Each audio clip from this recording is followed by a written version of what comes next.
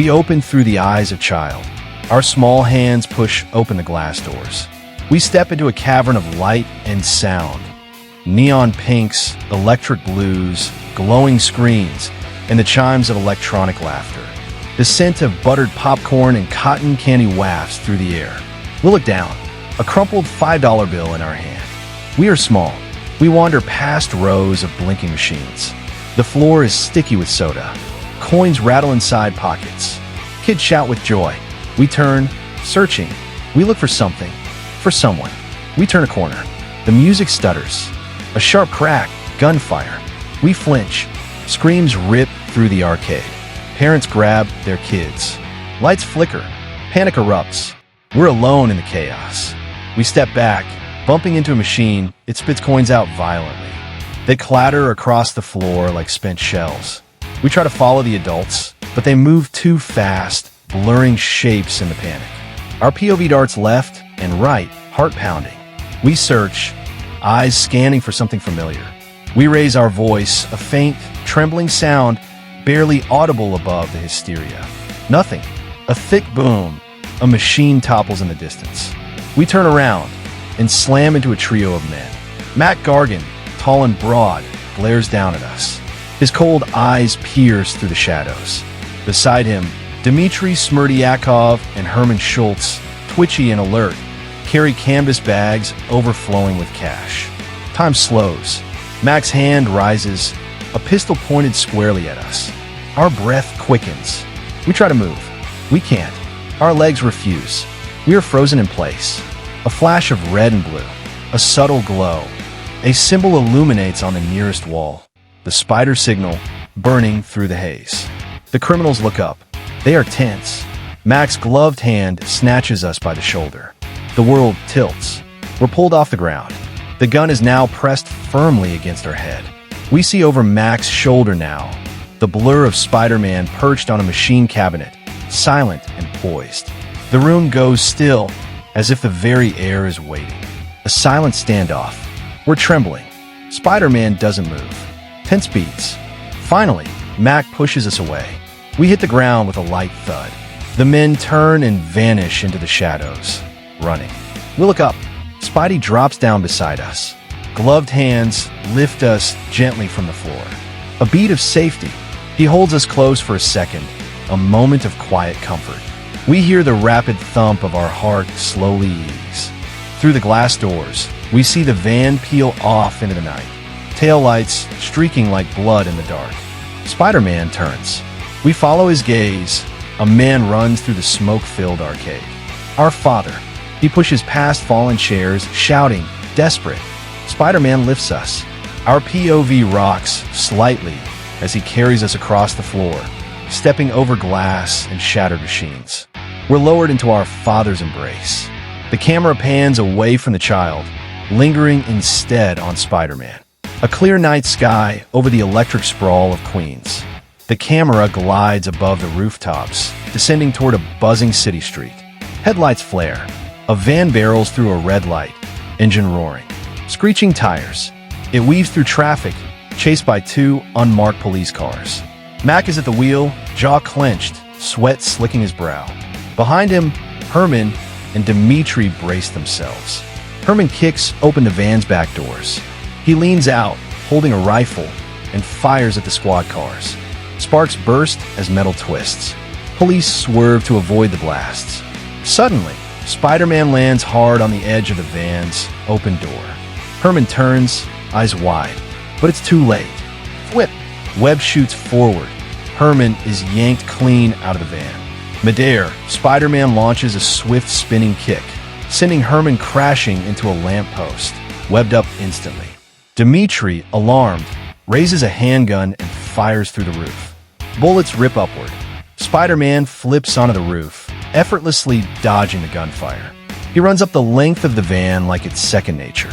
He crouches low, aims thwip.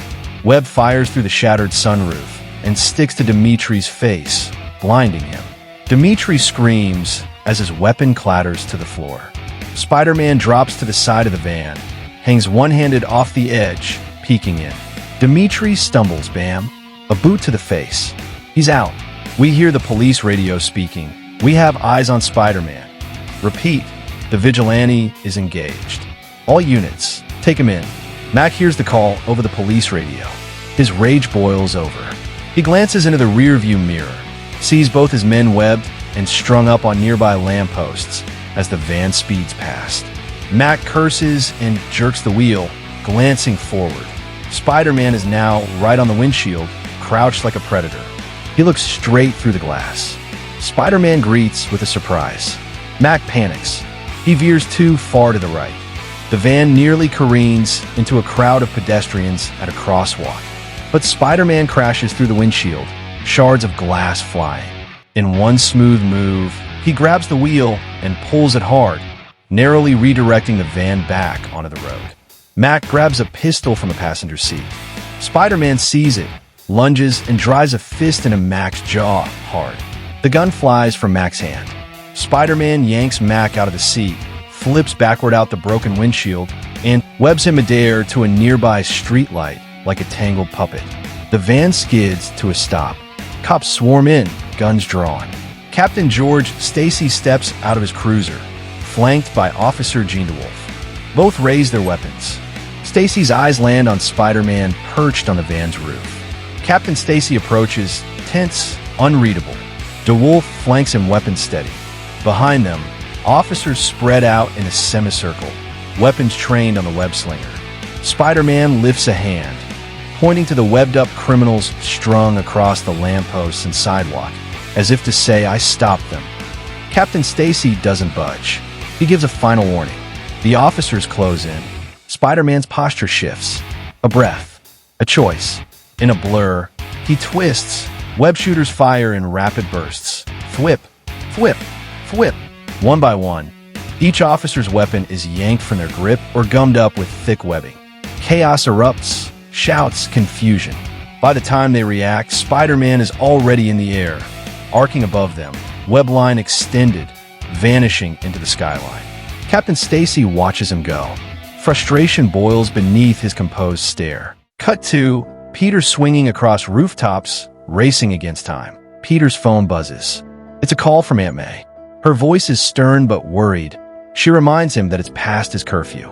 Peter's eyes widened in panic. He quickly assures her he's heading home. He finally reaches Forest Hills, Queens, landing just out of sight. He hurries into a quiet alley, changing out of his Spider-Man costume, stuffing it into his backpack. He creeps through the front door, trying not to make a sound. But he's too late. Aunt May is standing in the kitchen, arms folded, weary and disappointed. She doesn't yell, but the weight in her eyes is enough. She asks where he's been. Peter fumbles for an excuse, saying he was at the library and lost track of time. May pauses. Then, quietly, she asks something that catches Peter off guard. If he even likes being around her, because lately, he hardly spends any time with her at all. Peter is startled by the honesty in her voice. He quickly reassures her that he does like her. Of course he does. But May doesn't let it go. She tells him it's clear he'd rather be anywhere else. That there are always other things, distractions, taking him away. Peter tries to deflect, saying they're both just busy. May stops him. She looks at him, tired and vulnerable. She says that life threw the two of them together in this house. That neither of them chose this, not really. It's not the life either of them imagined. It's just the one they ended up with. Her voice cracks slightly. The grief still lingers. Uncle Ben's absence is a presence all its own. She admits she leans on Peter more than she probably should, but she's still figuring things out too. Peter softens. He steps forward, hugs her. Quietly, the tension fades for now. Peter grabs a plate of his reheated dinner, moving through the quiet kitchen. As he sets it down, something catches his eye. A neatly stacked pile of envelopes, slightly hidden near the stove. His curiosity gets the better of him. He picks them up and flips through them. Unpaid bills, final notices, overdue balances. A pit forms in his stomach. It becomes clear May is still struggling. The burden of keeping the household afloat hasn't eased. She hasn't said anything, but the signs are here, tucked away where she hoped he wouldn't notice. Peter swallows hard. He's tried for months to help, scouring for part-time jobs, internships, anything. But nothing had worked out. Now it feels urgent. He realizes, maybe more than ever, that he needs to find work, fast. Because if he doesn't, the consequences for both of them could be devastating. The next morning, sunlight streams faintly through the blinds as Aunt May knocks firmly on Peter's bedroom door, her voice cutting through the early quiet, urging him to wake up. She reminds him that he's going to be late for school. Peter jolts awake, groggy and startled. In a sudden rush, he throws off his blanket, scrambles to get dressed, and grabs his backpack. He darts into the kitchen, scarfing down a quick breakfast. Aunt May's homemade wheat cakes still warm on the plate. Cut to Midtown High School. Peter sprints through the corridors, weaving between students, clutching his bag tight. He reaches his science lab classroom, bursts through the door, slightly out of breath. All eyes turn to him. He mutters an excuse, something about being locked in the bathroom, which causes a ripple of laughter from the students. In the back, Mark Raxton, the arrogant star of the basketball team, sneers and mocks him with a smirk and some under-his-breath comment. At the front of the room, Dr. Curt Connors, the science teacher, looks disappointed. He shakes his head and gestures toward Peter's seat, remarking with mild sarcasm how surprising it is that his top student can't manage to arrive on time. Peter lowers his head, trying not to draw more attention, and makes his way to his desk. He sits beside Gwen Stacy, who gives him a knowing glance. He leans toward her, whispering to ask if he missed anything important. Before Gwen can respond, Dr. Connors resumes the lesson, cutting off the conversation. We next transition to a montage in Peter's class running chemical experiments with practiced precision. Microscopes, beakers, measurements. His intellect is quietly on display. Secretly, beneath his desk, he opens a hidden drawer. Inside, a small experimental setup for refining his web fluid. He carefully pours 2 chemical agents into a small beaker, watching the liquid swirl and react.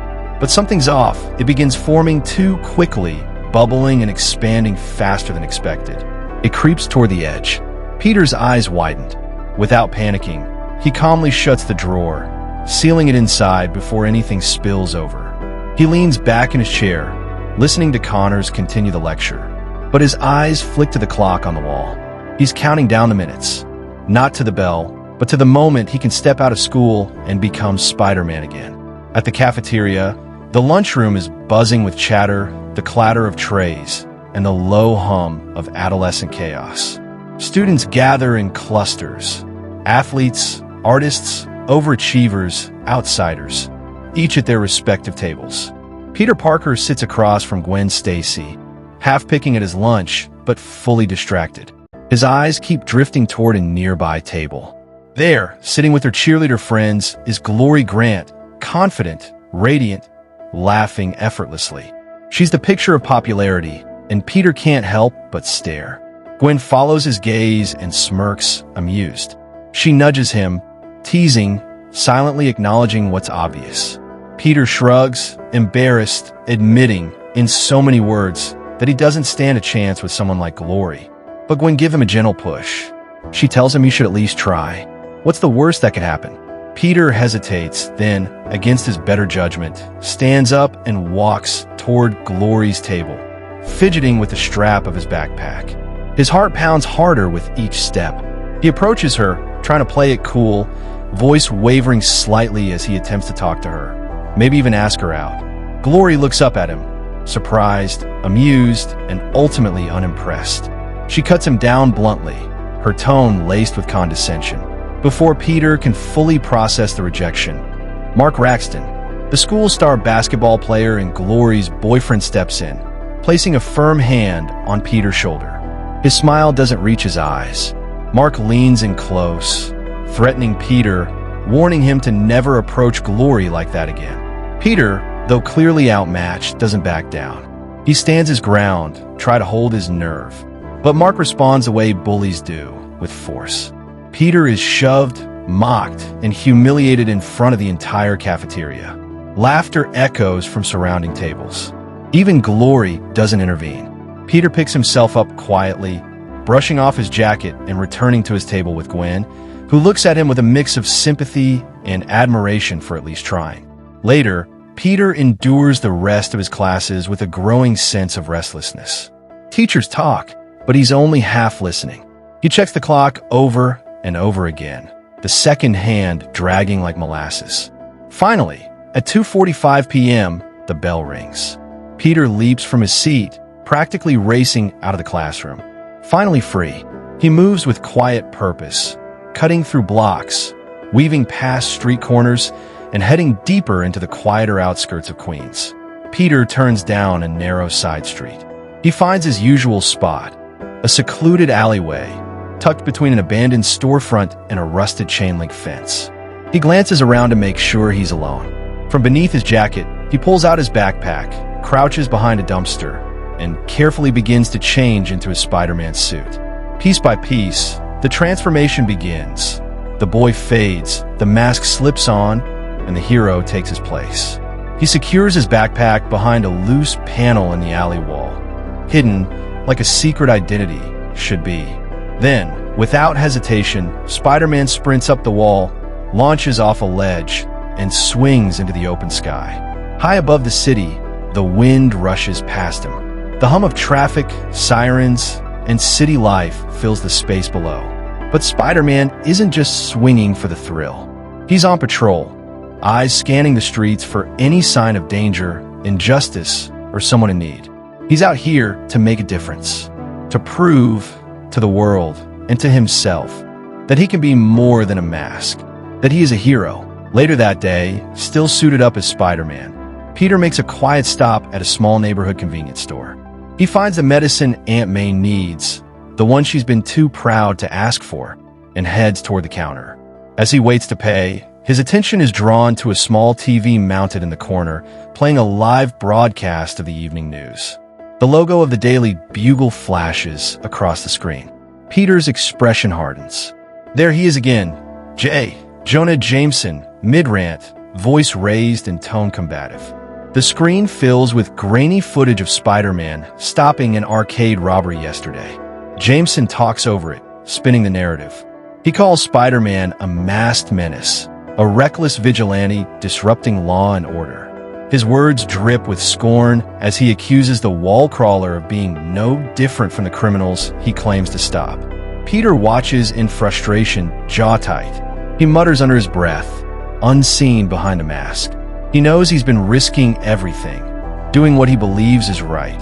And yet, this man insists on painting him as a villain. What gets to him most is the hypocrisy. Jameson has nothing but disdain for Spider-Man and even other heroes like the Avengers, but somehow praises the Fantastic Four, calling them real heroes. It doesn't make any sense.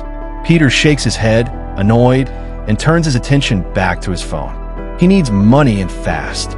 Aunt May's bills are piling up, and the part-time job hunt has come up empty. He scrolls through job listings, and one ad from the Daily Bugle catches his eye. They're looking for a photographer and a reporter intern. He hesitates. It's the very outlet dragging his name through the mud, but it's also hiring. Peter thinks it over. Maybe if he applies for both positions, he could combine the responsibilities and earn a little more. He doesn't want to work for Jameson, but he might not have a choice. The next morning, Peter stands in front of his closet, carefully considering what to wear. He knows this interview matters. After a moment of hesitation, he pulls out an old suit and tie, slightly worn but still presentable. As he buttons the shirt, a memory flickers in his mind. Uncle Ben's voice, calm and reassuring, reminding him that for anything important or formal, a suit and tie show respect. The thought strikes deep. A pang of grief tightens in his chest, bringing a wave of fresh tears to his eyes. He stops for a moment, collecting himself. He knows what this job might require. Working for Jameson, playing along with his narrative, maybe even pretending to dislike Spider-Man as much as the man behind the desk does. It feels wrong, but he doesn't have a choice. The bills are piling up. Aunt May needs him. With resolve, Peter leaves the house and heads into the city. He arrives at the Daily Bugle building, its towering facade looming above him. Inside, the lobby is bustling, and Peter is directed to a waiting area. Eventually, a receptionist calls his name. Peter stands, wipes his palms on his pants, and puts on a polished but forced smile.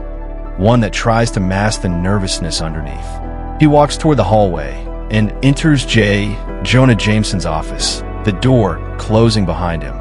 Jameson gestures for Peter to sit and immediately gets down to business, asking for his qualifications. Peter hesitates. He doesn't have much to offer. No formal experience, no degree. He explains plainly that he's still in high school and is looking for a part-time job. Jameson stares at him for a long beat, unimpressed. Then, without missing a step, he loudly calls for the next applicant. Peter freezes, eyes wide, heart pounding. This could be it. He can't let the opportunity slip away. He quickly leans forward, urgency in his voice, trying to persuade Jameson to give him a chance. He insists he can prove himself, that he's got something valuable to offer. This is his moment. Now or never. Peter blurts out that he has photos of the webhead. Jameson pauses, puzzled. He asks Peter to repeat what he just said. Peter does. Then he unzips his backpack, pulls out an envelope, and lays a stack of crisp, action-packed photos of Spider-Man on the desk. Each one captures the wall crawler mid-swing, mid-fight, mid-air, clean, dynamic shots that seem almost too good to be real. Jameson stands, curious now. He walks over and picks up the photos, holding them closer to the light.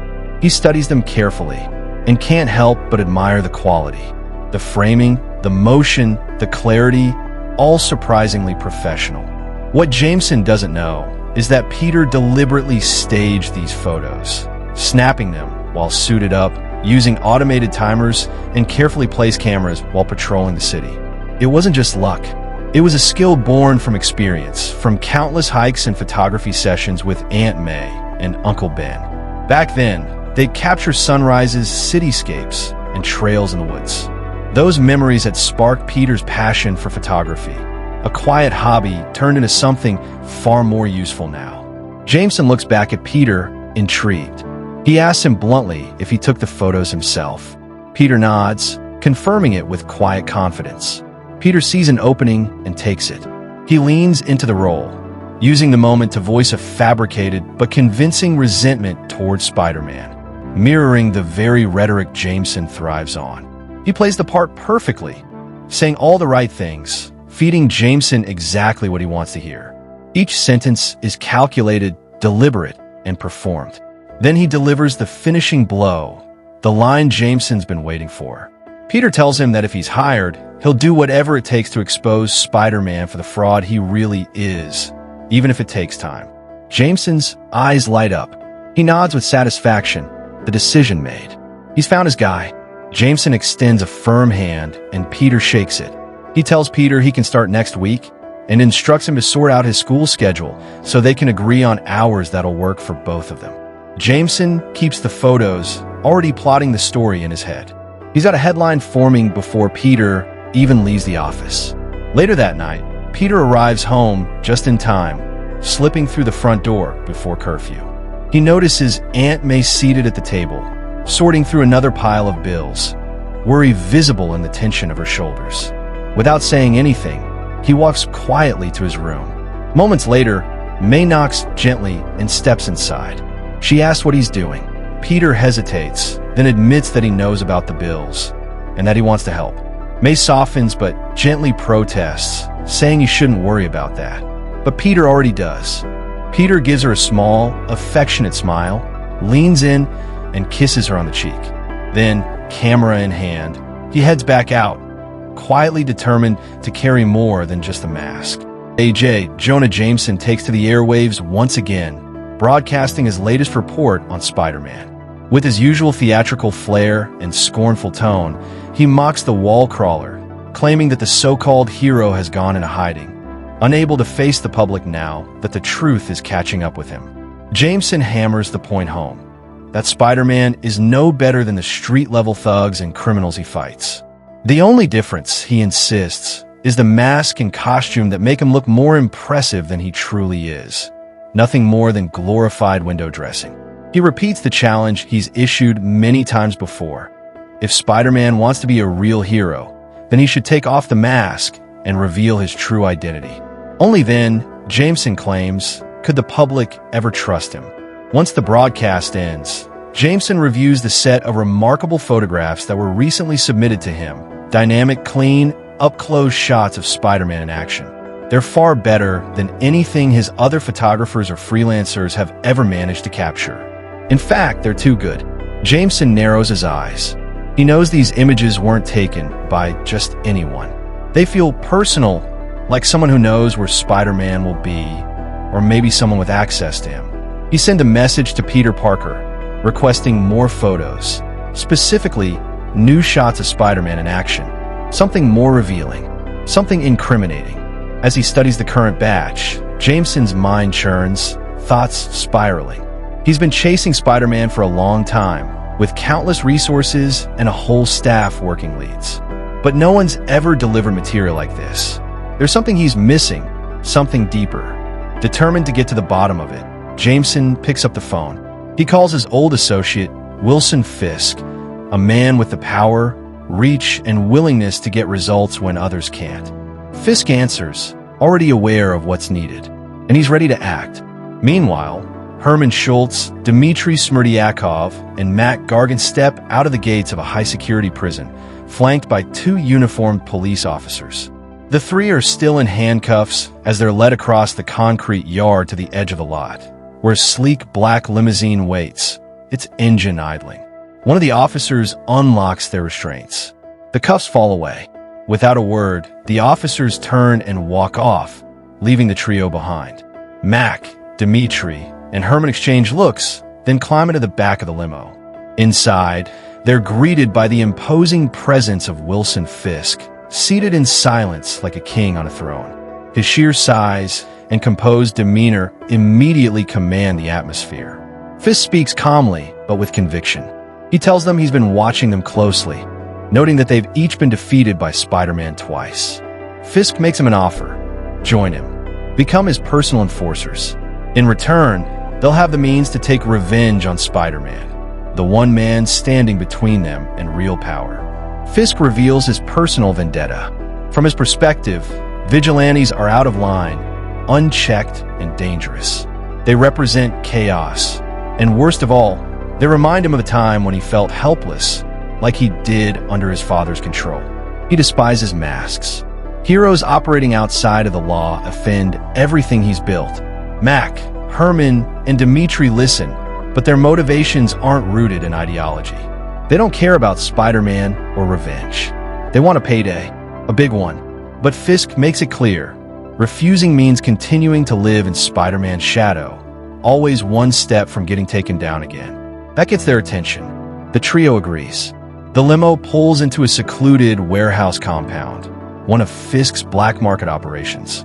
Inside, rows of shipping containers are pried open, revealing caches of recovered Chitauri technology, now being retrofitted and weaponized by hired criminals. Sparks fly, welders work non-stop, and crates are being packed for street-level distribution. Fisk leads the trio deeper into the facility and presents 3 specially designed suits, tailored to their abilities, for Mac. A green, armor-plated suit with a retractable, mechanical tail, menacing and aggressive, transforming him into the Scorpion. For Herman, a brown and yellow padded exosuit with vibro-shock gauntlets, devastating, blunt force made lethal, completing his look as the Shocker. For Dmitri, a sleek, form-fitting stealth suit with a multi-function belt equipped with a holographic disguise projector, marking his evolution into the Chameleon. The 3 men begin testing their gear, smashing crates, hurling blasts, activating devices. Power surges through the air. Fisk observes from a platform above, arms folded, a glint of satisfaction in his eyes. The investment has paid off. He pulls out his phone and makes a call to Jameson. He informs him that the enforcers are ready. Jameson, thrilled, expresses his excitement. Now's their chance to finally unmask Spider-Man and prove everything he's claimed. Fisk ends the call and turns back to the trio, now fully outfitted in their new identities. He tells them the time has come. They have a job to do. Peter walks through the busy hallway of Midtown High, blending into the stream of students moving between classes. He's focused, quietly making his way toward his locker when, suddenly, a sharp jolt of his spider sense pulses through him, warning him of incoming danger. Instinctively, Peter drops a book, bending down just in time to avoid a basketball that sails through the air inches from his head. The ball slams against the lockers behind him with a loud bang. Peter looks up to see Mark Raxton, smirking with his usual arrogance, surrounded by a pack of his friends. The principal, who happened to be nearby, quickly steps in and reprimands Mark, telling him to behave himself. Mark shrugs it off, not taking it seriously, and turns back to his friends, casually mentioning that Glory Grant is hosting a party at her house that night. As the group walks off, Gwen Stacy catches up to Peter. She's seen the whole thing and shakes her head with disbelief. She asks Peter why he always lets Mark get away with treating him like that. Peter doesn't respond right away. Instead, he gives her a quiet, knowing look that says, "If only you knew what I'm capable of." But out loud, he simply brushes it off, saying that it's always been that way, ever since 3rd grade. Nothing new. Gwen, still walking beside him, changes the subject. She asks if Peter's planning to go to Glory's party with her. Peter looks surprised and hesitant. He tells her he's not really welcome there. It's not his crowd, but Gwen pushes back. She tells him that maybe if he spent a little more time around people like Glory, he'd make more friends, and maybe then he'd find the confidence to stand up for himself. Peter pauses. He gives Gwen that same look again, the one that holds back everything he could say, but doesn't. And after a beat, he nods. He decides he'll go. Later that evening, Aunt May drives Peter and Gwen through the quiet, winding streets of Queens, pulling up to Glory Grant's house, which is already buzzing with music, lights, and the chatter of teenagers. As she slows the car in front of the curb, May glances toward the house with a fond smile, casually mentioning how much she used to love house parties when she was younger. Peter, sitting in the passenger seat, starts to fidget nervously. He suggests maybe heading home instead, that he might sit this one out. May raises an eyebrow and teases him, half-jokingly asking if he's suddenly shy about being around girls, or if he's feeling awkward about those new changes in his body, an unsubtle reference to puberty. Peter turns red, groans under his breath, but eventually gives in. He and Gwen hop out of the car, and May wishes them a good time before driving off. As they make their way to the front door, Gwen is visibly excited, full of energy, while Peter lingers behind, still a little unsure. They enter the house together, walking into a sea of teenagers scattered across the rooms, some dancing, others chatting, music thumping through the walls. Peter and Gwen move through the crowd, staying close. The two of them talk quietly as they observe the scene. At one point, Gwen opens up. She shares that things have been hard at home lately. Ever since her mother passed, her father has been distant, always working, barely around. She confesses it's been lonely. Peter listens intently, touched by her honesty. He looks at her with genuine empathy, feeling sorry that she's been carrying that pain. Gwen offers a small smile and excuses herself to go grab some drinks for them. Peter stays behind, but before she returns, Peter's spider sense flares, sudden and sharp. His eyes shift, muscles tense. He turns, disappears into the crowd. By the time Gwen comes back, holding 2 cups and looking around, Peter is gone. Spider-Man swings through the streets of Queens, weaving between buildings and power lines, his eyes fixed on the flashing lights below. A convoy of police cars speeds through intersections, sirens blaring. The night air is thick with tension. Spider-Man follows from above, keeping pace, using the patrol as his lead. From a street, Captain George Stacy and Detective Gene DeWolff glance out of their squad car window, just in time to spot him. Stacy leans out, shouting up toward the sky, ordering Spider-Man to surrender. He wants him brought in for questioning. No more excuses. Spider-Man hears him. He pauses mid-swing, hovering on a line for a split second, sighs, then quickly swings away, focused on something more urgent. Suddenly, a helicopter bursts around the corner, banking low over the rooftops. The side door slides open with a metallic clang. Inside, Herman Schultz, now the Shocker, steps forward, firing blasts of vibrational energy from his gauntlets. The shockwaves slam into street lamps and parked cars, sending debris scattering across the asphalt. Below, Chaos erupts as pedestrians flee. Behind the controls, Dmitri Smerdyakov, the Chameleon, pilots the chopper, grinning. He shouts over the wind, amused. This is exactly the chaos they wanted. This should draw out the spider, he says with a wicked laugh. Watching from a rooftop, Peter narrows his eyes, tension mounting. This doesn't look good, he mutters under his breath. Spider-Man leaps into action, swinging toward the helicopter, dodging shockwave blasts with acrobatic precision. He lands on the landing skid and pulls himself up to the open side. He quips to Shocker, mocking the villain's costume and weaponry, something along the lines of, "What are you supposed to be? The vibrator?" Herman scowls, annoyed by the sarcasm, and fires a powerful blast. Spider-Man narrowly dodges, flipping over the door frame. Suddenly, Gargan, now armored as the Scorpion, appears, tail raised. With a violent swing, Scorpion's mechanized stinger slams into Spider-Man, sending him flying out of the chopper. He tumbles through the air, but fires a web line, catching himself just beneath the helicopter. He dangles in the air, holding on tight. The helicopter, now heavily damaged from the inside fight, starts to lose altitude, smoke billowing from its tail. Realizing it's about to crash, Spider-Man reacts quickly. He swings low, firing 2 strong web lines toward the Queensboro Bridge, anchoring them to the chopper's undercarriage. Using all his strength, he tries to manually steer the craft toward the bridge. The metal groans as it resists. As it nears the structure, Spider-Man leaps off, flipping through the air. He fires web after web, layering a massive, sticky net between the bridge's supports, his last-ditch effort to prevent the crash. The helicopter slams into the web, slowing down, jerking to a stop just before it hits the water. But Spider-Man isn't so lucky. He falls from the final swing, his web shooter's empty, and plunges into the East River below. A splash, silence, then ripples. Moments later, Peter crawls out of the water, soaked to the bone, cold and shivering. He pulls off his mask and wrings it out, his chest rising and falling from exhaustion. He makes his way back to the crashed helicopter, now tangled and suspended above the water, but the enforcers are gone. The money they stole is missing.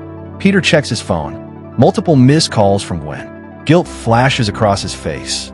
He knows he left her at the party without saying a word.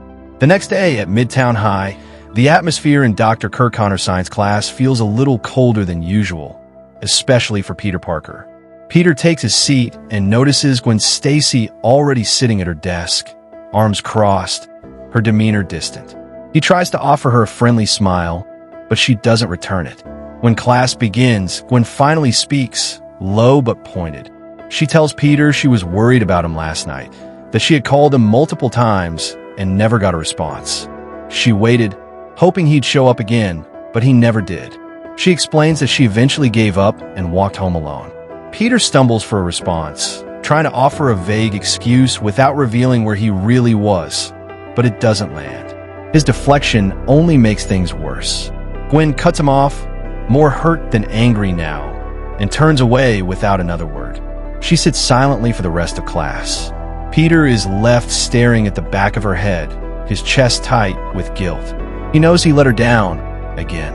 After the bell rings, and students begin filing out, Dr. Connors calls out to Peter and Glory Grant, asking them to stay behind. In the now quiet classroom, Connors explains the reason. Glory has been struggling academically.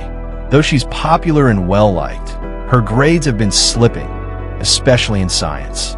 Connors turns to Peter, noting how well he's been doing in class, and suggests that it would be extremely beneficial if he could tutor Glory.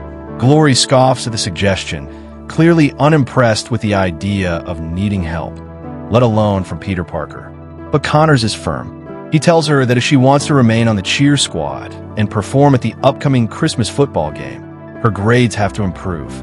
This is her only option. She scoffs again, not bothering to hide her irritation. Peter, caught in the middle, does his best to take it in stride, try not to show that her reaction stings a little. Reluctantly, Glory agrees to the arrangement. They pull out their phones and exchange numbers, coordinating a time to meet after school the next day for their first tutoring session. Neither of them is particularly enthusiastic, but the deal is made. A series of jewelry store robberies grip the city, and the headlines are quick to place the blame. Spider-Man. Surveillance footage and eyewitness accounts all point to the wall crawler. Caught leaping across rooftops with bags of stolen valuables, escaping the scenes in a blur of red and blue. Captain George Stacy, growing increasingly distrustful, watches the footage closely. Every instinct in him says that Spider-Man was never to be trusted. Now, it seems like the proof has finally arrived. One night, Stacy and DeWolff spot the masked figure leaving the scene of yet another robbery. They spring into action, drawing their weapons. Spider-Man notices them, quickly firing webs toward their arms and legs, tangling them up before they can fire a shot. The move is fast but clumsy. DeWolff squints, taking a step back. She watches as Spider-Man leaps away, but his movements are stiffer, heavier, lacking the usual grace and acrobatics they've come to associate with the real wall crawler. He escapes into the night. A few rooftops away, the figure crouches low, glancing around. Then, slowly, his body begins to ripple and distort. The red and blue suit morphing, the height shifting. It's not Spider-Man at all. It's Dmitri Smerdyakov, the Chameleon. In a dark, run-down apartment in the heart of New York, the enforcers regroup. Gargan, Herman Schultz, and Dmitri sit around a table, tension simmering between them as they argue over strategy, failures, and how best to bring Spider-Man down. Each man has their own motivation. Herman, bitter and hot-headed, is tired of being humiliated. He wants to crush Spider-Man physically to dominate him. Gargan, ever the pragmatist, is more concerned with the payout. He doesn't care about vendettas. He wants the money and the freedom to operate. Dmitri, cunning and cold, believes in outsmarting Spider-Man, attacking his reputation and identity, wearing him down from within. The three go back and forth, tensions flaring. Despite their differences, they all agree on one thing. Spider-Man always shows up when innocent lives are at stake. That's when Mac gets an idea. He proposes a plan. They scout a local construction site and fill it with hostages. That way, they'll guarantee Spider-Man's arrival. Herman and Dmitri exchange glances. The plan is risky, but might work. Meanwhile, determined to mend things, Peter arrives at Gwen Stacy's apartment. He stands outside her door, nervous, and takes a deep breath to steady himself. He raises his hand and knocks. A moment later, the door opens, but instead of Gwen, Peter is surprised to come face to face with Captain George Stacy. It's the first time the two have properly met. There's a brief, tense silence before Captain Stacy speaks, announcing over his shoulder that Gwen has a visitor. Gwen appears in the hallway, and though she doesn't slam the door, the look on her face says it all. She's still not thrilled to see Peter. An awkward beat passes between them. Peter swallows his pride and offers her a small gift, a peace offering. It's thoughtful, humble, and sincere. He tells her he's sorry for what happened at the party and for disappearing on her. Gwen hesitates, but a slight smile creeps onto her face. She accepts the gift and, more importantly, his apology. Wanting to bridge the gap further, Gwen asks if Peter wants to stay for dinner. Her father had just set the table. Peter agrees. Around the dinner table, Peter sits with Gwen and Captain Stacy, trying to remain polite under the scrutiny of a cop who doesn't exactly radiate warmth. As the conversation rolls on, Peter cautiously brings up Spider-Man, defending him as a genuine hero, someone who's trying to help. But the moment the words leave his mouth, Captain Stacy bristles. He calls Spider-Man a reckless vigilante, just another punk in a mask who thinks he's above the law. Stacy leans into his conviction, recounting recent reports of Spider-Man robbing stores across the city. Peter's jaw tightens. He tries to laugh it off, saying that can't be right. Spider-Man would never do that. Without missing a beat, Captain Stacy grabs the TV remote and flips on the news. Right on cue, a report from the Daily Bugle plays. Grainy security footage of Spider-Man fleeing a jewelry store broadcast across the city. Peter stares at the screen, stunned, confused. He knows he didn't do it, but there he is, plain as day. The dinner conversation ends in silence, tension thick between them. A while later, Peter and Gwen step out onto the rooftop for some fresh air away from the heaviness of the dinner table. The cool night breeze rolls in as they lean against the railing, gazing out over the city lights. They talk. Peter mentions that he's going to start tutoring Glory Grant tomorrow, part of an agreement with Dr. Connors. Gwen's eyes light up with delight, playfully teasing that he might actually have a shot at getting closer to her. Peter rolls his eyes and warns her not to get her hopes up. So far, it seems like Glory absolutely hates his guts. Gwen laughs and tells him not to be so hard on himself. Maybe once Glory gets to know the real Peter, she'll come around. Peter doesn't look so sure. The next day, at the police precinct, Captain George, Stacy, and Jean DeWolff are deep in discussion, surrounded by case files, crime scene photos, and a whiteboard covered in connections, all pointing to the recent string of chaos caused by the enforcers and Spider-Man. DeWolff leans against the desk, reviewing surveillance footage of Spider-Man action. She glances at Stacy, her tone measured but firm. She argues that, from what she's seen, Spider-Man has been actively trying to help. She's witnessed him stop criminals firsthand. But Captain Stacy isn't convinced. His expression hardens as he dismisses her comment, echoing the claims of the Daily Bugle, that Spider-Man is still operating outside the law, crossing boundaries no civilian has the right to. To him, it's clear, Spider-Man is just another vigilante, no different from the criminals he claims to fight. Stacy makes it clear that he wants to put a definitive end to this kind of rogue justice. If these so-called heroes won't cooperate or step down willingly, then the police will have to bring them in, by force if necessary. He tells DeWolff plainly, nothing and no one will get in the way of him solving this case. Not Spider-Man, not the press, not public opinion. This is law and order, and he's not about to lose control of his city. High above the streets of Queens, Spider-Man perches on the edge of a rooftop, camera in hand. With the city skyline behind him, he adjusts the angle, strikes a few confident poses, and snaps selfies mid-flip, crouched dramatically against the ledge and hanging upside down from a webline. He switches to video, capturing quick clips of himself swinging between buildings and landing acrobatically on fire escapes. Once he's satisfied, he uploads the content to the Daily Bugle social media, tagging them and attaching the best of his shots. Moments later, he gets a payment notification. Another day of content delivered and rent inching closer to being paid. Just then, his phone buzzes. It's a call from Glory Grant. Peter answers. Her voice comes through, distant and disinterested, tinged with a melancholy tone. She says she'll meet him at the diner near the school. Peter lowers the phone with a sigh, his expression twisted with mild frustration. He already knows what this is. Glory doesn't want to be there, and neither does he. At the diner, Peter and Glory sit across from each other in a corner booth. Peter tries to engage, opening his notebook and gently asking her questions about algebra problems, hoping to get something productive going. But Glory isn't paying attention. She's completely absorbed in her phone, tapping away, laughing quietly at messages.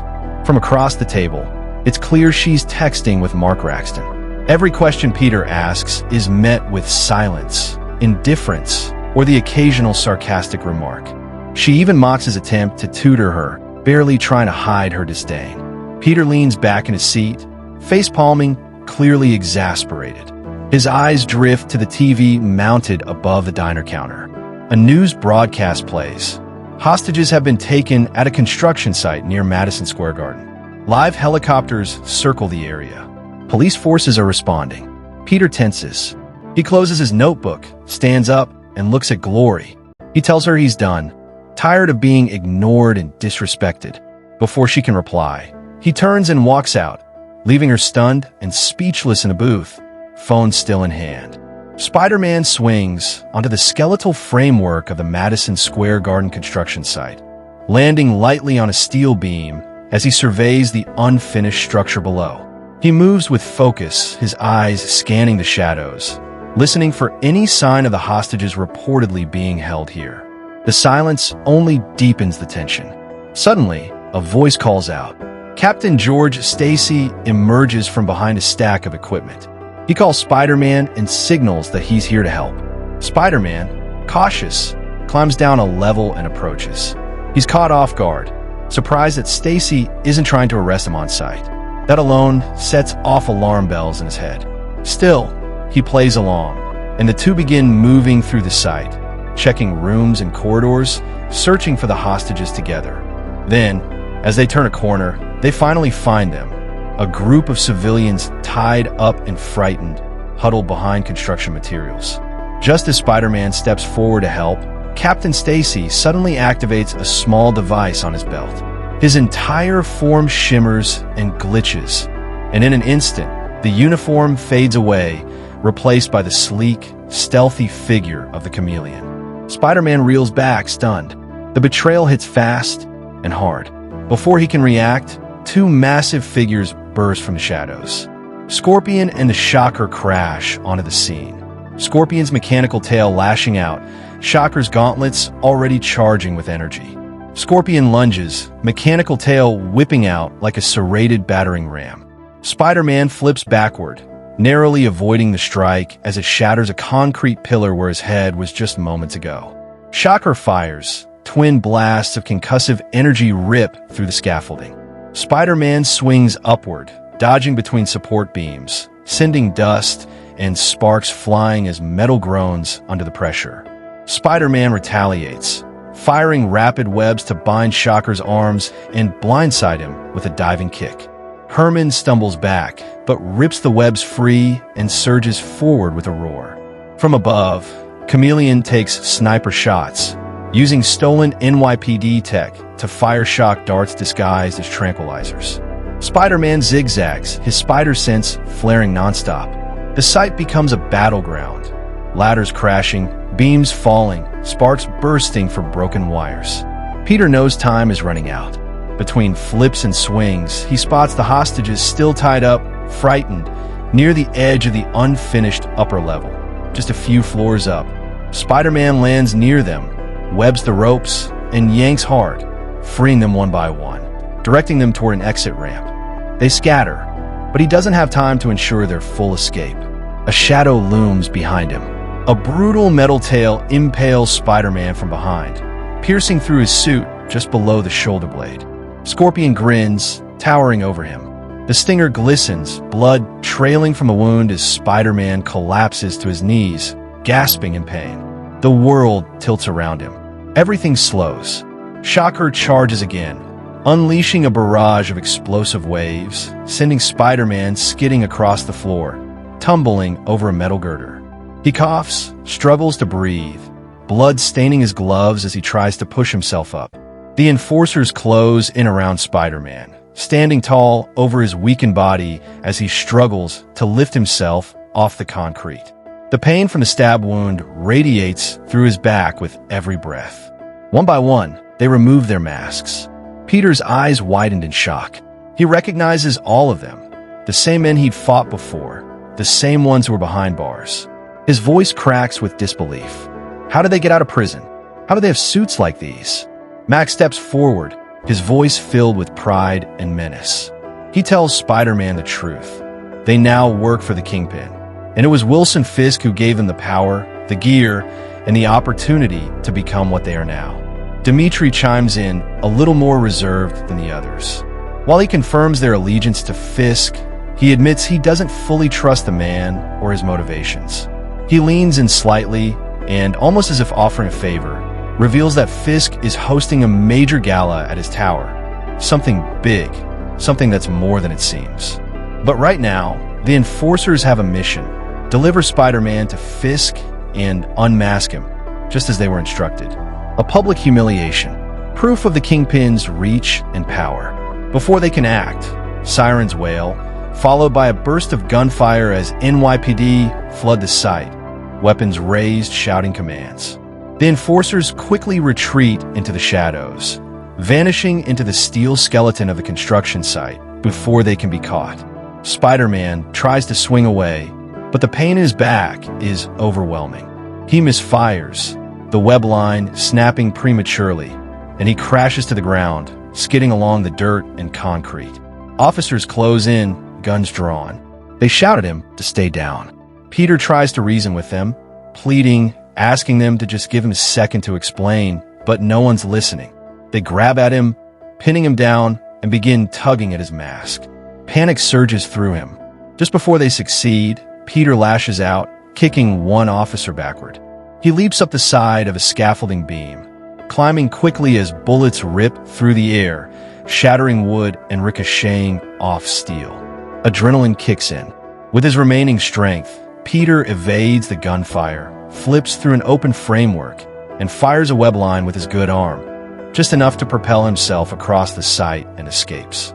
After a long, painful sprint through the city, Spider-Man stumbles into a narrow alleyway tucked deep in the shadows of Hell's Kitchen. The night air is damp and heavy. His body aches. He can barely breathe. His steps slow. He collapses to his knees, leaning against a wall. Blood seeps through his suit where Scorpion's stinger struck him. His vision blurs, and everything begins to tilt.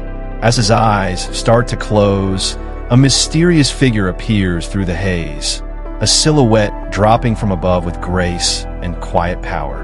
The figure walks slowly toward him. The screen fades to black. Later, Peter stirs, blinking against the soft light of a ceiling fan. For a brief moment, he thinks he's back in his room in Queens. But the unfamiliar space quickly gives it away. This isn't home. He's lying on a worn couch inside a small but tidy apartment. The air smells like old books and incense. His back has been patched up. Confused, Peter sits up and glances around, unsure of where he is. A door creaks open. From the shadows steps a man in a red armored suit, the devil of Hell's Kitchen himself. Daredevil. Peter flinches slightly. Who are you?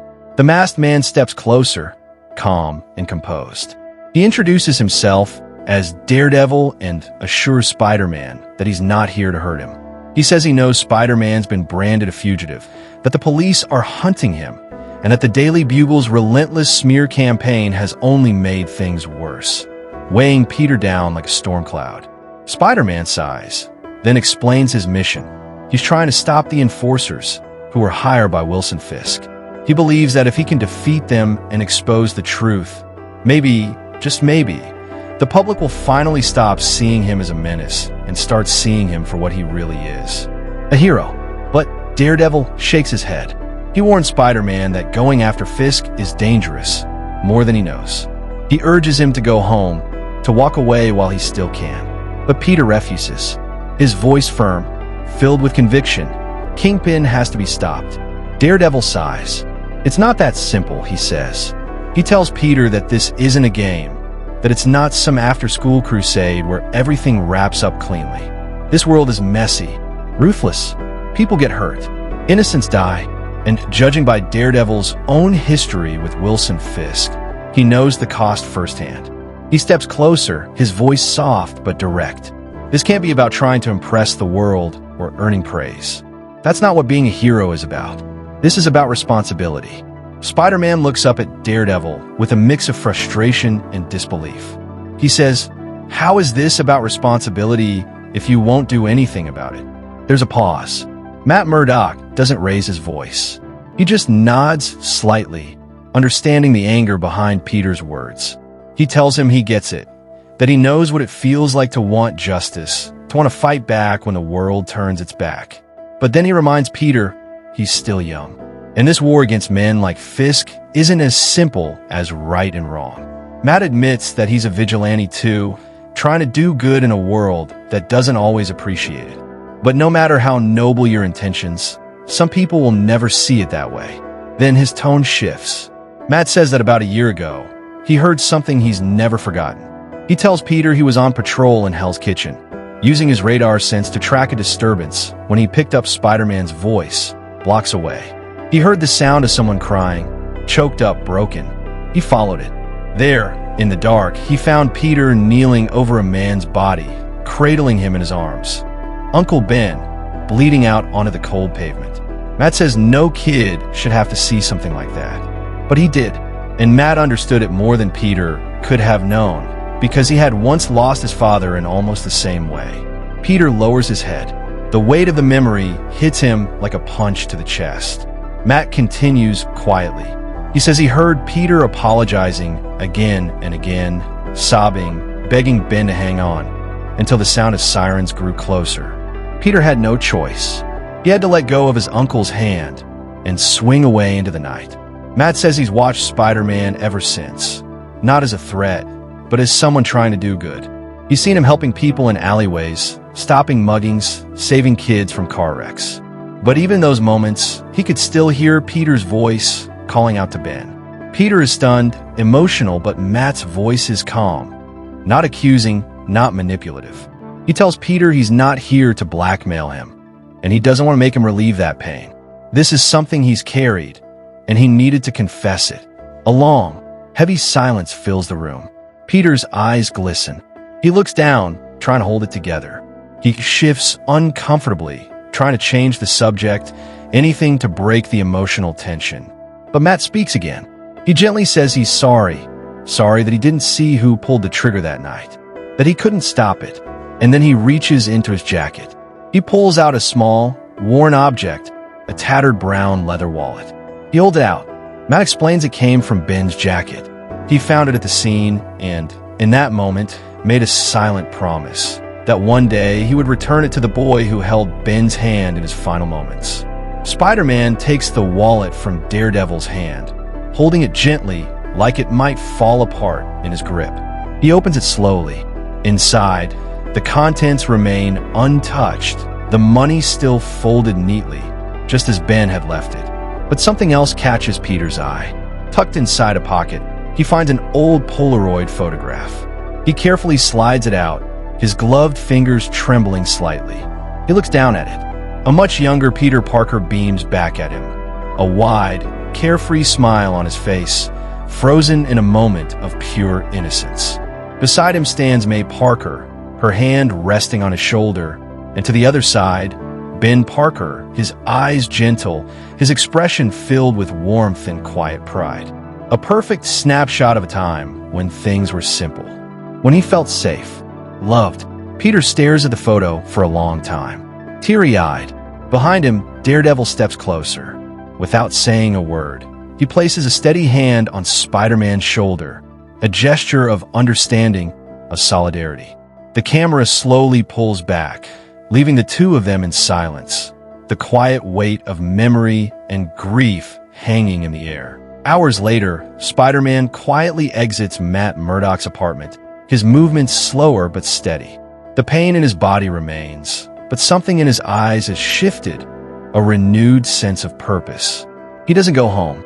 Instead, still driven by the weight of everything he's endured, the truth about the enforcers, the loss, the guilt, the responsibility, Peter sets his sights on Fisk Tower, determined to end this once and for all. But as he swings through the skyline, silhouetted against the glow of New York's nightlights, trouble quickly finds him. The NYPD spots him mid-swing. Screams from the street. Sirens blare. Police cars flood the roads below, their lights casting a flickering red and blue chaos against the walls of buildings. A helicopter roars overhead, blades cutting through the air. The spotlight locks onto him. From the open door of the chopper, an officer raises a high-tech weapon and fires. An electrified dart pierces Spider-Man's side midair. His body tenses, convulses, and then goes limp. He falls and rolling to a stop. Spider-Man is unconscious. Spider-Man, still masked, is strapped to a stretcher in the back of a police van. Officers flank him on both sides, weapons ready. But Captain George Stacy, riding in the front, makes something clear: no one is to remove the mask. At the police precinct interrogation room, his wrists are cuffed to the rails. Captain Stacy stands nearby, arms folded, watching. When Peter stirs, Stacy steps forward, not with anger, but with guarded frustration. He tries to reason with Spider-Man. He tells him this is his chance to cooperate, to clear his name, and maybe, just maybe, help the public understand who he really is, if only he'd reveal his identity. But Peter refuses. He sits up, still groggy but sharp enough to answer. He says he can't, not because he doesn't trust Stacy, but because if the truth got out, Aunt May could be in danger. His family's safety comes first. He then drops a bombshell. He recently fought the enforcers, and he knows for certain they're working under orders from Wilson Fisk. That gives Stacy pause. His mouth parts slightly, genuinely stunned. The name Fisk isn't just any name. It's one with power, money, and near untouchable influence. But before Stacy can fully respond, Peter's patience snaps. He yanks hard, breaking free of his handcuffs with a surge of strength. Stacy instinctively reaches for his weapon, but Peter's faster, webbing Stacy's hand to the table, pinning him in place. Peter leaps forward, standing eye to eye with the captain. He lays into him, passionately, furiously, calling out Stacy's refusal to see the truth. All this time, Spider-Man has done nothing but try to help, yet Stacy clings to the belief that he's the problem. Peter's voice is raw as he tells him that the enforcers are still out there, still hurting people, and he's the only one actively trying to stop them. Then, without waiting for a reply, Spider-Man turns and bolts, launching himself through a window, swinging back into the night. The night of the gala arrives. The upper floors of Fisk Tower glitter against the Manhattan skyline, alive with music, flashing cameras, and the quiet murmur of New York's most powerful elites gathering under one roof, all unaware of the chaos about to unfold. Spider-Man silently infiltrates the building, slipping through an upper-level ventilation shaft and descending into the maintenance corridors. He moves swiftly, stealthily webbing up security personnel one by one, keeping them silent, suspending them from ceilings and walls with practiced ease. But during one tense encounter, as he webs a guard trying to reach for the alarm, Peter stumbles into a wall-mounted generator box. His elbow slams into it hard. Sparks burst out, and the machinery crackles violently. A moment later, the lights across multiple floors of Fisk Tower flicker, then go out, plunging the event into sudden darkness. Upstairs in the penthouse ballroom, Wilson Fisk pauses mid-conversation, his eyes narrowing. He knows exactly what this means. Without a word, he signals his personal guards and activates a private security channel. The enforcers are dispatched. Down below, Spider-Man creeps forward through the darkened hallways, heart racing, nerves sharp. The silence doesn't last long. The enforcers are already closing in. Suddenly, his phone vibrates.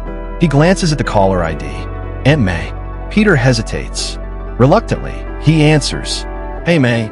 Before he can say much more, he's forced to duck as a shockwave blast explodes against the wall beside him. Shocker has arrived, accompanied by Scorpion and Chameleon. Peter scrambles behind a column, phone still pressed to his ear. May's voice crackles through, disappointed and concerned. She tells him it's late, again, that this is becoming a habit. Her tone is firm, clearly hurt. Peter, crouched behind cover, sighs with frustration and guilt. This really isn't a good time, he says hurriedly. Another blast hits nearby. Concrete shatters.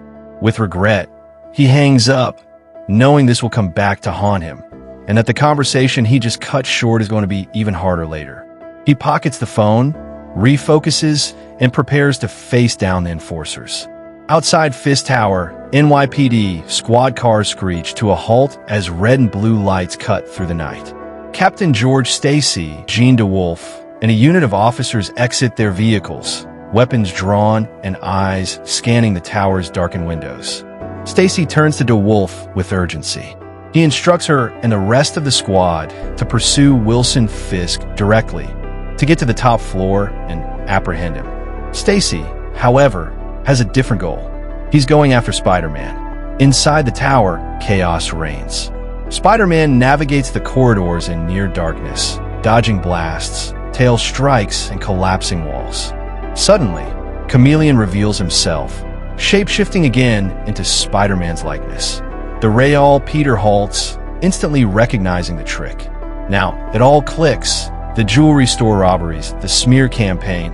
It was Chameleon who impersonated him, framing him in the public eye. The two identical Spider-Men clash, flipping and grappling across the floor in a high-speed, acrobatic fight. Each one moves with fluid skill, creating confusion for anyone watching. Nearby, Herman Schultz, the Shocker, is caught in the middle, struggling to tell which Spider-Man he's supposed to fire at. Peter, thinking fast, webs up Chameleon, pinning him to a support beam. He quickly adopts Dmitri's voice, impersonating him. I got the spider. He's webbed up. Herman turns without hesitation and fires. A massive blast erupts, slamming into Chameleon and knocking him unconscious. Realizing he's been tricked, Herman's frustration boils over. He turns his fury on the real Spider-Man, attacking with renewed aggression. The two fight viciously across the room, Shocker's gauntlets firing off pulse after pulse of concussive energy. But Spider-Man stays nimble, dodging the blasts and using his environment to his advantage. At the right moment, Peter webs both of Shocker's gauntlets, overloading their systems, causing them to short-circuit in a crackle of sparks. Shocker is dazed. With precision and speed, Peter launches multiple webs, wrapping Herman in a cocoon and suspending him from the ceiling, immobilized. But there's no time to rest. Scorpion emerges, his armor gleaming, mechanical tail arched high. The two collide in a brutal fight, but Scorpion gains the upper hand, catching Peter mid-swing and coiling his tail around him, squeezing with crushing force. Spider-Man groans in pain, body tightening under the pressure. Then, gunshots. Scorpion jerks back, stunned as Captain Stacy arrives, pistol in hand. He fires again, temporarily weakening Scorpion, just enough for Peter to escape. But Scorpion recovers quickly.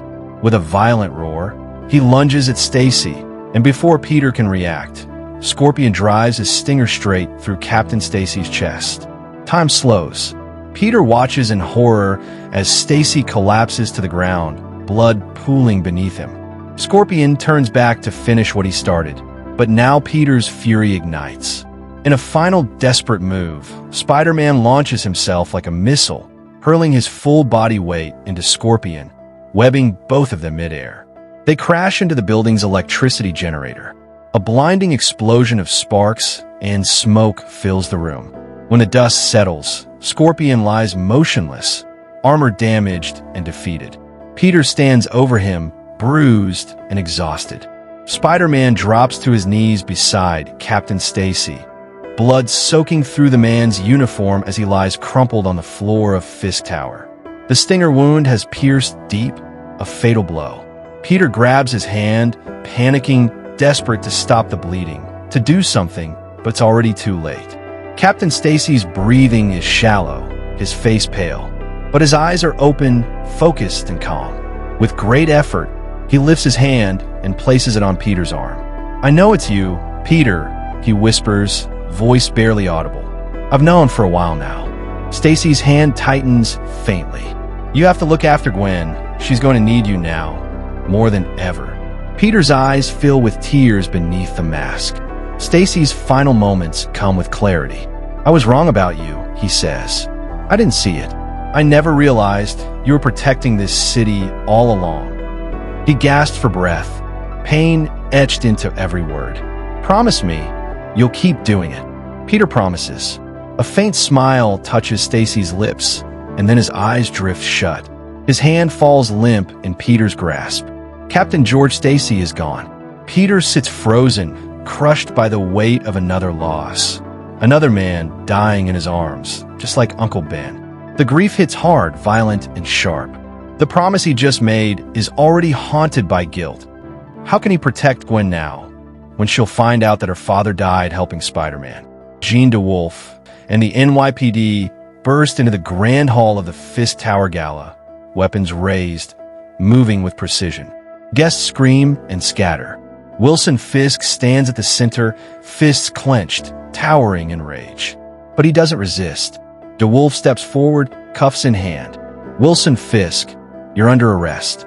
He shouts at her, "You're arresting me? Spider-Man broke into my tower. He's a criminal." But DeWolff remains cold and steady. "Your time as the kingpin is over." She slaps the cuffs on his wrists. Mac Gargan, Herman Schultz, and Dmitri Smerdyakov are dragged in behind him, each restrained by multiple officers, bruised and defeated. The four of them are marched out of the building and loaded into the back of a police transport van headed for Rikers Island. Spider-Man approaches DeWolff. Quietly, solemnly, he tells her the truth. Captain Stacy is dead.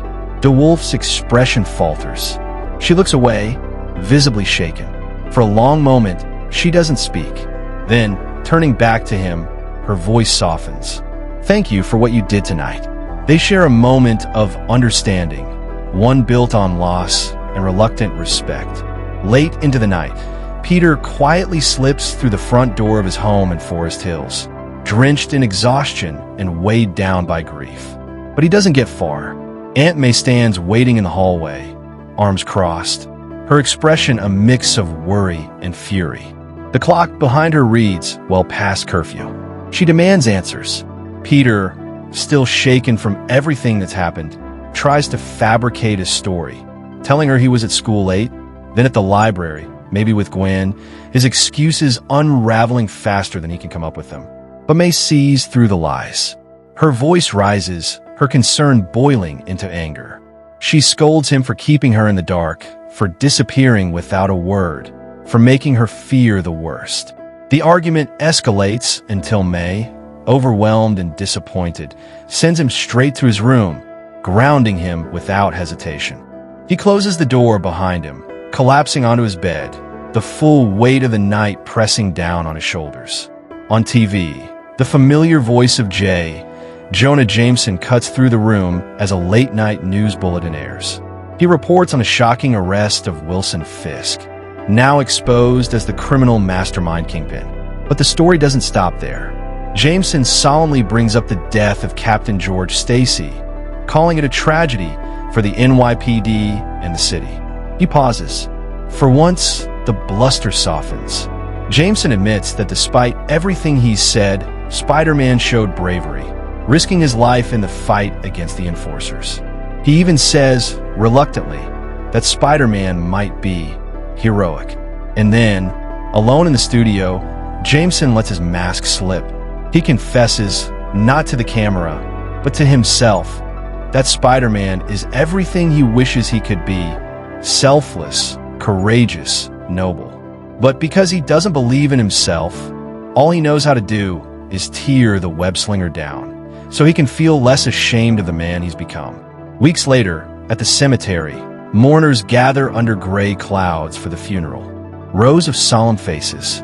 Peter stands in silence, dressed in black beside Aunt May and others from school and the NYPD. Together, they watch as Gwen, draped in grief, stands at the casket of her father. After the service, mourners approach her one by one to offer their condolences. Peter steps forward. He and Gwen stand face to face, the air heavy, her eyes red and hollow. They share a moment. Then Gwen speaks, through clenched teeth and quiet pain. She says she blames Spider-Man for what happened. If not for him, her father would still be alive. Peter's heart sinks. He doesn't argue. He doesn't defend himself. He just stands there, hurting, because at that moment, he doesn't blame her either. The next day at Midtown High, as Peter moves through the crowd, Glory Grant approaches him, arms crossed and a playful smirk tugging at her lips. She calls him out for bailing on their tutoring session, her tone light but pointed. Peter, clearly uncomfortable, scratches the back of his head and makes a sarcastic remark about how he's pretty useless anyway. Glory pauses, then laughs softly, surprising him. She shakes her head and tells him she doesn't think that's true. In fact, she admits spending time with him might not be so bad after all. But the moment is short-lived. Mark Raxton and his group of popular friends turn the corner, loud and confident. As soon as Glory spots them, she quickly pulls away from Peter, turning her attention to Mark like nothing ever happened. Peter watches quietly, disappointment flashing in his eyes. As he walks off, Glory sneaks one last glance back at him, her expression faltering, a flicker of regret and guilt she doesn't show to anyone else. At the Parker home, Peter and Aunt May sit together at the kitchen table, having a heartfelt conversation. They've both been thinking about Gwen, how much she's lost, how alone she must feel. Together, they decide to do something meaningful. They reach out to Gwen and invite her over, explaining their offer. They want her to stay with them for as long as she needs. Gwen is taken aback, visibly surprised by the kindness and the gesture. She takes a moment processing the weight of it all, the grief, the change, the comfort in being wanted. With quiet gratitude, Gwen accepts, choosing to become part of the Parker family. a new beginning rising from the ashes of loss. The post-credit scene opens with an establishing shot of Oscorp Tower, looming against the skyline. In the center of the room, surrounded by tanks of green fluid and rows of dissected reptilian specimens, Dr. Curt Connors adjusts the dials on a large glass containment unit. His eyes are fixed on a vial of genetically altered lizard DNA, glowing faintly inside a sterile capsule. Norman Osborn steps into the lab. Connors turns to face him. On the monitors nearby, footage of regenerative lizard cells rapidly multiplying under a microscope plays in real time. Lizard DNA spliced with human tissue samples. The results are groundbreaking. Limb regrowth, rapid healing, cellular mutation, and dangerously unpredictable. Osborn watches with silent approval as Connors injects a small dose into a test subject, a lab rat missing its tail. Within seconds, the regeneration begins. The tail slowly regrows, twitching. It works, but both men know this is only the beginning.